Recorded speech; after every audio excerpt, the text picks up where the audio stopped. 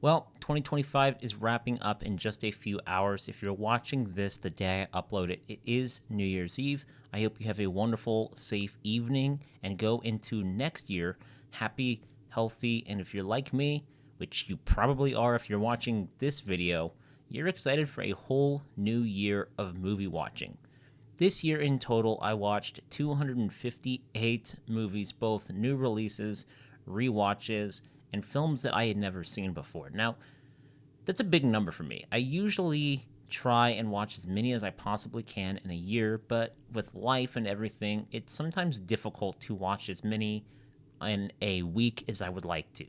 Now, having things like AMC A List certainly helps, and a watch list that is over 1,800 films allows me a lot of options for things to watch.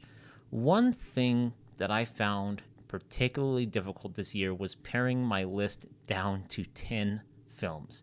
I do have, by the looks of it, about 7 or 8 honorable mentions, and I'm doing something a little bit differently in this video that I've never done, and I'm just going to highlight 3 films after I get done with my list that I watched this year, and while they didn't make either list, I did find them to be really special little films that I feel like not enough people got their eyes on. So I'm going to highlight those. Let me know in the comments down below what your favorite films of the year is. And, well, without any more rambling, let's just go ahead and dive into my list. First up, I have my honorable mentions. Those are Sorry Baby, Omaha, Wake Up Dead Man, Materialists, Jay Kelly, Superman, and F1. Now, not including a couple of these on my list was very difficult, as I've mentioned, but particularly if you have been watching my videos, and as it's very clear in this video, I'm a big F1 fan. I have a little mini McLaren on the shelf over here. I'm wearing an F1 hat. I love the sport, and this was my most anticipated film of the year, and it delivered on everything that I wanted from this movie. I loved it, and in any other year, this might have been my favorite movie of the year, but this year was so stacked, it pained me to put it on this honorable mentions list, but I love that film so, so much. I've seen it countless times. I can't wait to watch it over the years so many times. It really is like Top Gun Maverick to me, where it's just one of those movies I can put on whenever I want, and I'm going to have a damn good time watching it. The racing is great. Brad Pitt as an F1 driver, perfect casting. I'm getting off track. I'm just talking about my love for F1, which I could make a whole separate YouTube channel about, but I'm not going to do that. So, without further ado, here is my list of my top 10 favorite films of the year. I'm not going to spend too long on each film, just kind of hit the high notes that I thought of while I was watching the film. So, at number 10, we have Zach Cregger's Weapons. I was a fan of Barbarian. I thought that certain scenes in particularly were terrifying, and it showed his promise as a horror filmmaker, but it also showed an inventiveness that he had to the films that he created, and Weapons was no exception to that. The trailer was intentionally vague. I'm so glad that it gave away almost nothing of the actual film. That's something that we see a lot of in marketing these days, but it was so unpredictable. The chapter breakdowns with characters, I loved how they left each of those off in kind of a what the blank moment. I'll just edit this video a little bit.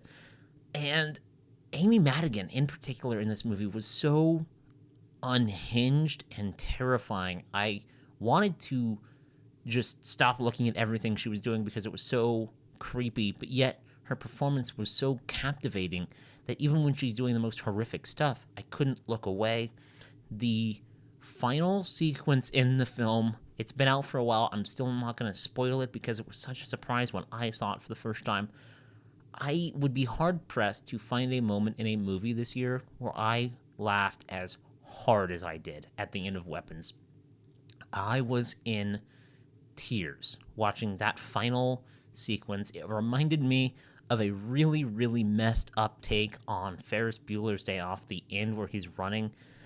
That's all I'm going to say. That's what it reminded me of. I couldn't get enough of it. I've seen this movie a few times, and it's one of those special gems where you find more on a rewatch. So every time I sit down and press play on this movie, I'm getting something new out of it while also still having the same amount of enjoyment. And that's really all I can ask for in a horror film. Next up, this movie really surprised me, and if I were to make a list of my biggest surprise films of the year, this one would be pretty high up on there. It's The Threesome. I didn't know what to expect with this one. I really hadn't seen much marketing, but the reviews were pretty strong. And so I went out to a theater and I checked it out, and I was in awe of how delicate this film handles some pretty hefty adult topics. The characters feel like they are adults. They're not making decisions that you're like, that's what a child would do. It felt really mature, but it had a lot of humor, heart, and I just was so enthralled by this threesome of characters and their dynamics with each other and how those shifted throughout the film. If you haven't seen this one, I highly recommend it. It is a great little film. I'm glad that it came out. I'm glad that I saw it. And I couldn't think of any other list that this film would belong on, aside from the most special films of the year. Next up, another film that took me by surprise in the best way possible. If I Had Legs, I'd Kick You. Rose Byrne is an actress who can really do it all. There's a show on Apple that I feel like more people need to be watching. I don't know what the numbers are like on it, but it's called Platonic. She's great in there with Seth Rogen. Their chemistry in Neighbors is great. I've liked her in almost everything she's done. She's so versatile, and this film gave her a role that we have never seen from her before. She tapped into a lot of complex feelings that relate to motherhood and the portrayal of the relationship with her daughter and the people in her life. I thought was really interesting, most notably not showing the daughter for basically the entire film. I thought that was a very smart choice, really isolating her as a character. It was well directed, it was well acted. Conan O'Brien has a great supporting role in this film. If you haven't seen it, again, I'd recommend it. It's a pretty uncomfortable watch for the most part, but you do get a show-stopping performance from Rose Byrne out of it. Next up is a film that I was pretty late to the party to, and that's Train Dreams. I had heard that this one was a very strong film, and that the pacing also is not going to be for everybody. So I went in really uncertain of what to expect, but what I got was a very contemplative and beautiful look at all of the things that we all experience in life. And if we haven't, things that we're going to. Loss, love, finding who you are in a rapidly changing world. It's so honest. And Joel Edgerton gives such a beautifully heartfelt performance in this film. I don't know how long this movie is. I haven't looked it up, but to me it felt like it was about 40 minutes. It was just beautiful. And the final few minutes, I had to rewind and watch again after the movie was over. I thought it was just so gorgeously shot. The script was great. If you haven't seen this one, I could not recommend it enough. It is on Netflix. And God, I wish I would have seen it in a theater because it looks phenomenal. Next up, no surprise on this one, Joaquin Trier is a filmmaker that I've eagerly been awaiting to see what he does next since The Worst Person in the World. And when I heard that he was doing another familial drama, I couldn't wait. Sentimental Value lived up to everything I was hoping it would be. It has an ensemble with everybody bringing their A game. Renee Reinsve, apologies if I'm mispronouncing that name, Stellan Skarsgård, Elle Fanning, everybody is on top form here. It's complex, it's nuanced, it's beautiful, it's funny, it's messy. It's everything that I want whenever I sit down to watch a familial drama. It feels real. Nothing feels overly Hollywood, And one joke in particular about Netflix I thought was hilarious, especially in this day and age where Netflix is making some decisions. I thought it was funny. I really did. I haven't seen it a second time yet. I'm really kind of waiting to see how it plays through awards season, to see kind of what the momentum is like, but I cannot wait to watch it again. I love this film, and once again, whatever Trier does next and whatever Reinsve does next, yeah, I can't wait. I hope we see a large presence with this film this award season. Next up, oh man, probably the most emotional a movie has made me this year. I feel like that's really all I have to say, and you'll just know what the film is. And that's Freakier Friday. No, I'm just kidding. It's Hamnet. There's really not much that I can say that hasn't been said about this film. Jessie Buckley is phenomenal. I mean, she is a force to be reckoned with in this film. There's one moment in particular where she has to do a scream that I was thinking about for the rest of the day after I saw this movie. It was so gutting and heart-shattering. Paul Mescal makes a great supporting individual to her performance. I think the two of them together have great chemistry. I'd like to see them again in something, actually. That's just how good I thought their chemistry was. But the moment in the middle of the film was... I can't describe the way it made me feel. I really can't. I loved the movie up to that point. I was fully on board with what was going on. I thought the set design was great. The costume design was great. The acting, everything was in top form. I was completely wrapped up in this movie, which seems like a bit of a contradictory statement. Apparently, a lot of people didn't really connect with the first bit of Hamnet, but I found it to be completely enthralling. And then something happens. And I haven't been in a theater probably since the Iron Claw a couple years ago, where everybody in the auditorium was audibly crying and sniffling and blowing their nose. It was an unforgettable sequence. I don't know how long that sequence is, but it feels like a good 10 or 15 minutes. I was a wreck.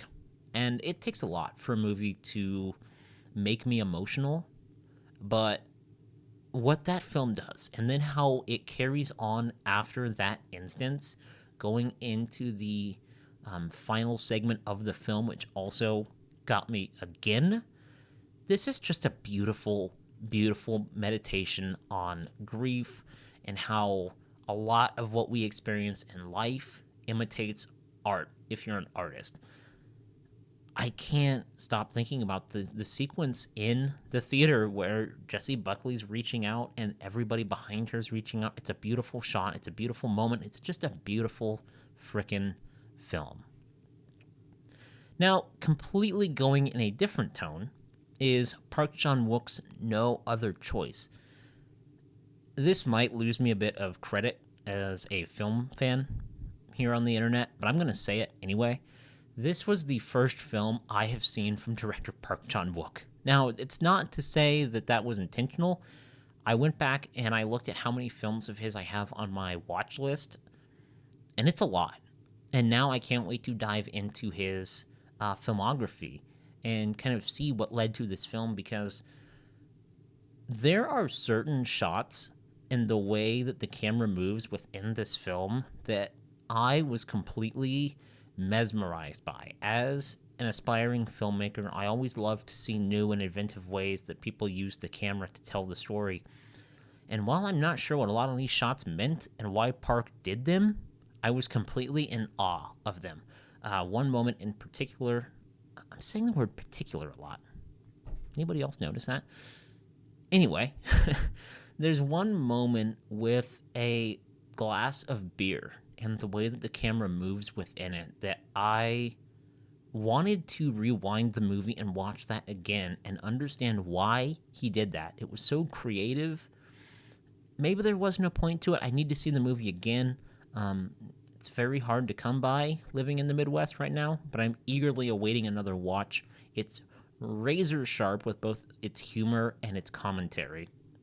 It's surprisingly dark at times, but it's just an all around entertaining film. And it feels weird to say that given some of the things that occur in this movie. But the way that it's all handled makes this, all in all, a really entertaining and surprising film. All right, the most recent addition to my list of my favorite films of the year, saw it last week, finally, and it lived up to everything I had been hearing. It's Marty Supreme. Timothée Chalamet is a force to be reckoned with. I said that about Rose Byrne, and I'm going to say it again about Timothée Chalamet. He is this film. As much as any actor or actress is a film, if that makes sense. I mean, I see Adam Sandler. He is the film in Uncut Gems. And I see that same thing here with Timothée Chalamet.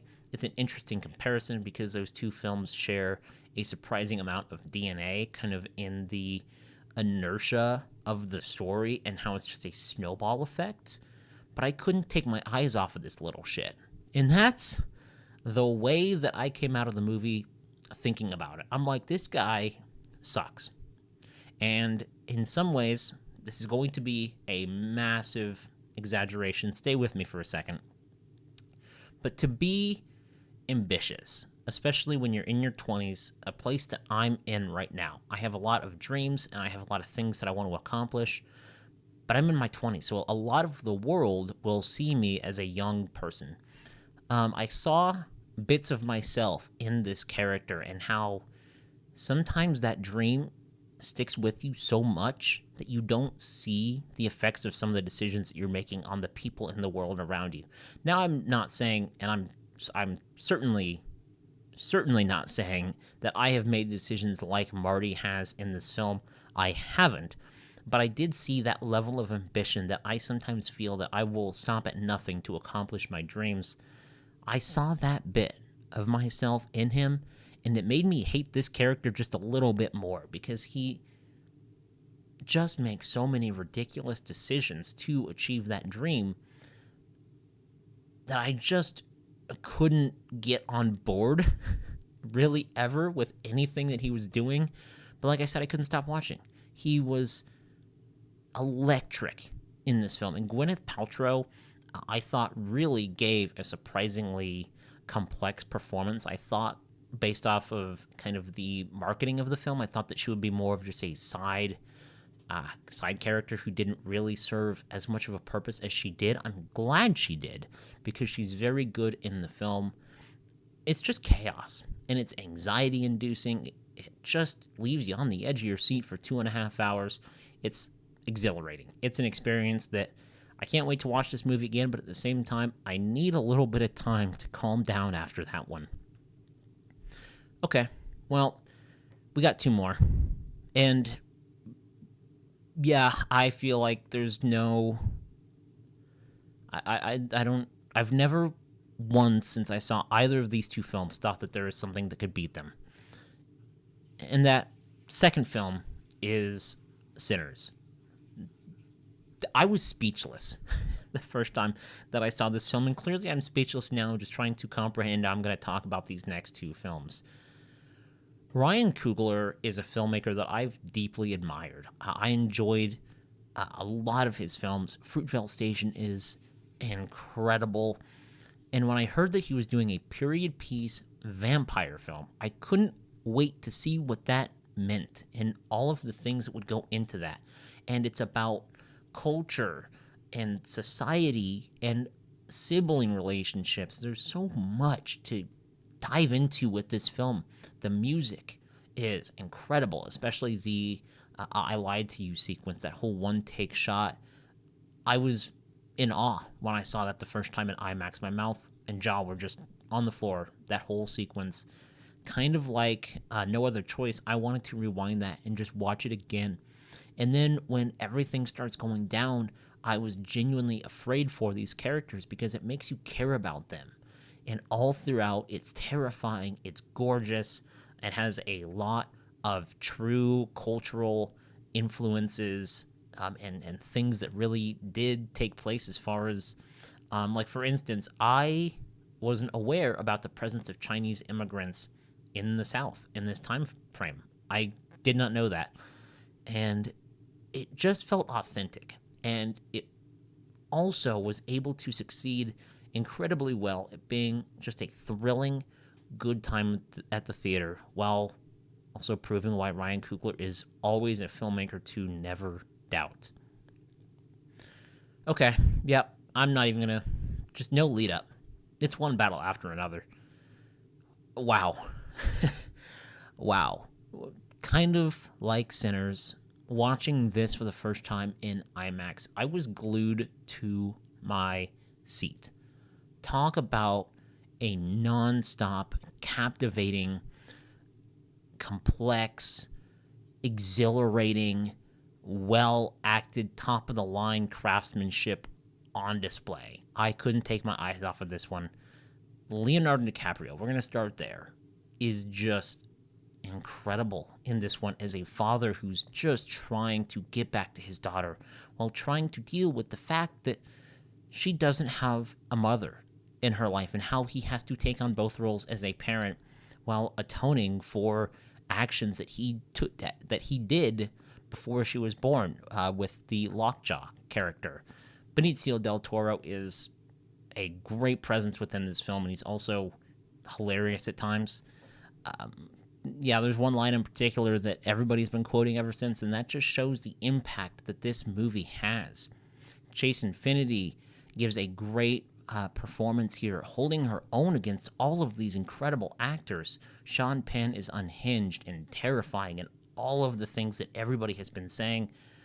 And yeah, it all culminates in a chase sequence that I just how did Paul Thomas Anderson come up with that? It was, the movie is like a roller coaster, and then it culminates in basically a roller coaster sequence with the car chase.